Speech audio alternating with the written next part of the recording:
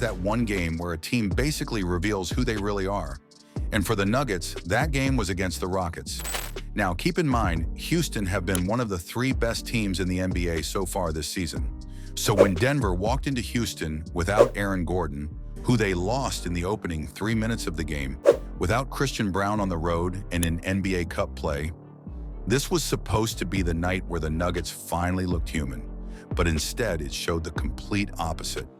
Denver didn't just win the game, they controlled it, absorbed Houston's best shot, and looked every bit like the veteran juggernaut the rest of the West was hoping they wouldn't turn back into.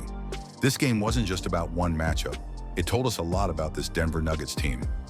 The Rockets do 2 things as well as anybody in the NBA. They defend and they make you uncomfortable. And somehow Denver answered both. They held Houston to just 12 points in the opening quarter, survived a 27-point explosion from Reed Shepherd, battled through the Rockets' 17 offensive rebounds, and still managed to control the game when it really mattered. But the whole night really came down to 3 things. First, Denver's defensive gear. Even with Houston crashing the glass like crazy, the Nuggets held them to just 7 for 17 on those second-chance looks. They forced KD into tough mid-range jumpers, rotated cleanly, and refused to let Shepherd's hot streak turn into a full-on rocket avalanche. Secondly, Nikola Jokić solved every problem the Rockets threw at him. He had 34 points, 10 rebounds, and 9 assists. But the numbers don't even tell you the full story. He hit every mid-range jumper Houston dared him to take, slowed the pace down when Murray couldn't get it going early, defended Shannon one-on-one, and made every big play down the stretch. It was one of those games where you can literally see the best player on the floor bending the entire game to his will. And the third thing that really mattered was Denver's championship composure. The Rockets made run after run, desperately trying to get back into the game. And Denver never blinked. They handled it like a team that's been there before. And that's because they have. And when you're able to survive games like this on the road, missing 2 starters with everything working against you, it lets us know that this team is for real, because games like this don't happen on accident. They happen because of one player. Everything Nikola Jokić did against Houston is pretty much exactly what he's been doing for the whole season. The Joker has been completely dominating the NBA once again. 29.5 points, 13 rebounds, 11 assists, and nearly 2 steals per game on a ridiculous 69% effective field goal shooting. He's not even close to giving up the throne as the best playmaker in basketball. And he does it while being the most effective scorer as well. He's hitting 41% from 3. And the mid-range numbers are simply unfair. 66% from 3 to 10 FT and 67% from 10 to 16 FT. I mean, that is basically automatic. And with how skilled he is off the dribble, how good he is at using that 7 FT size, there's pretty much nothing a defense can do to stop him getting those clean looks in that area. I mean, he's knocking them down at a near 70% clip. I honestly don't know what a defense is supposed to do with this guy, because he can walk to the exact spots and shots that he loves, and there's pretty much nothing you can do to stop him. And because of that, his offensive impact has been ridiculous. Again, Denver scores an extra 22.4 points per 100 possessions when Nikola Jokić is in the game. That's in the 99th percentile for offensive impact. Their net rating with him out there is also at a plus 24 compared to when he's off. That's yet again in the 99th percentile. But the part nobody's really talking about is the new defensive level he has reached at this point. If someone's saying Jokić is a terrible defender, I think they're just uneducated. The narrative is definitely outdated at this point. The Nuggets have made massive strides defensively this season, and we'll get to the full team outlook in a bit, but the key piece to all of this has been Nikola Jokić. His positioning, discipline, anticipation, and just his overall basketball IQ have made him a legitimately good defender. And even if he isn't the fastest or most athletic guy out there, he's become the anchor to a top 5 defense this season. And look, Nikola Jokić already has 3 MVPs. But if he keeps playing at this level, I genuinely don't know how they're going to deny him of a 4th. He's leading the 2nd seed in a brutal Western Conference while averaging a 30-point triple-double on 70% shooting, while also now being a viable defensive player as well. I mean, how do you not give the award to him? But here's the part where that gets even scarier. This version of Jokić doesn't exist in a vacuum.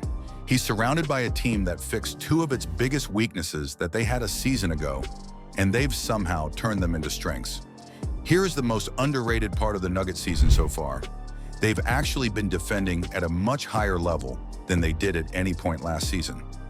All off-season and through training camp, the talk coming out of Denver was how they wanted to lock in defensively and bring the energy needed for a top 10 defense. And honestly, early on, I was really skeptical. I wondered whether or not they had the right personnel to climb that high.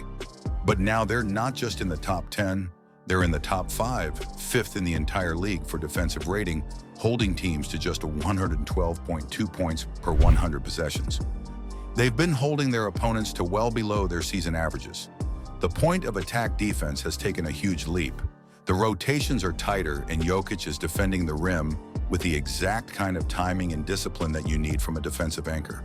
And when you watch the tape, you can literally see what I mean. This rotation right here, Jokić sliding over to cut off the baseline pass. That's great defensive playmaking. Here's another one where he jumps the angle and shuts down a pass to Drew Eubanks. At full speed, you barely notice it, but when you slow it down, you can see the mastery of the read. And here is yet another one, a deflection on the Nembhard pass, as he just seems to be reading plays 2 steps ahead. And it isn't just Jokić, Ton Watson, Christian Braun when he's been healthy, and even Cam Johnson have been giving Denver real, legitimate defensive wing minutes. Last season, the Nuggets' biggest issue was their quote-unquote playoff defense not showing up until the postseason. But this year, it's already here, and we're in November. And that's what makes this Houston game so revealing. You don't accidentally hold a top 3 offense in the league to just 12 points in a quarter.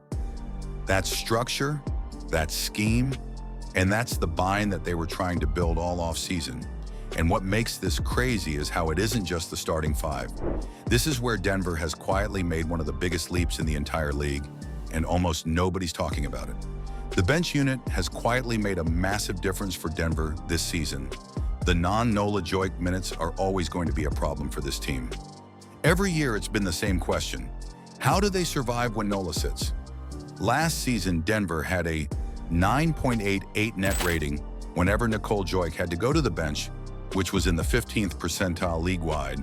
And then the postseason hit and those numbers somehow got dramatically worse, dropping to a minus 31.1 net rating, literally the worst mark in the league. It was brutal. But thanks to some really intelligent off-season moves, they've built out a much more reliable second unit.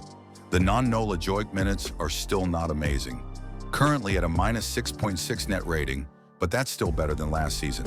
And for Denver, that's all they need because when Jokić is on the floor, he gives them a plus 17.4 net rating. So being able to keep a few more of those points on the board to help maintain a lead once Jokić goes to the bench, that's all a massive win for Denver. Peyton Watson has turned into a real defensive rotational piece. A guy like Spencer Jones subs in for a few minutes, gives them size, discipline, and a mistake-free basketball, and he's been making a great impact. Tim Hardaway Jr. has been instant offense off the bench for them this season. Jonas Valanciunas gives them a steady interior presence and somebody to run a lot of offense through without Jokić. And then you've got Bruce Brown, who's really starting to find his rhythm again as that connective glue guy that they had in the championship run when Nikola Jokić is out of the game. Denver isn't completely folding like they've done in the whole era. The drop-off is now far smaller. The rotations really make sense, and the whole team is just functioning better. But even with a deeper bench and a better defense, none of this works unless the secondary star buys in. And this season, Jamal Murray has been playing the regular season like it actually matters. Really, for the first time in his career, this might honestly be the most important change of all. Jamal Murray has always been a playoff killer. Everybody knows that. But in the regular season, Denver really never knew which version they were getting on a night-to-night basis. That's not the case anymore. This year, he looks completely different. He's averaging a career-high 22.8 points per game, along with 6.5 assists and 1.2 steals on 54% effective field goal shooting. You can tell that he has been way more intentional about taking the regular season more seriously. He's more aggressive, more physical, and way more locked in quarter to quarter while attacking mismatches early instead of waiting for them to come to him. In past seasons, it was normal to hear people worry about the Nuggets mid-season because Murray wasn't playing well, just coasting through the regular season. But this year, nobody's going to bring that up because for the first time in his career, he looks like a genuine all-star in the regular season, and he's playing at that kind of a level consistently, which is massive for Nikola Jokić because it means he doesn't have to carry the entire offensive load every single game. And the Houston game was a perfect example. After a slow start, Murray exploded in the second half. He hunted mismatches, hit a clutch mid-range dagger, and made the single smartest defensive play of the game, jumping Shanun's pass to Thompson, who was wide open in the dunker spot, a play that ended up being game-saving.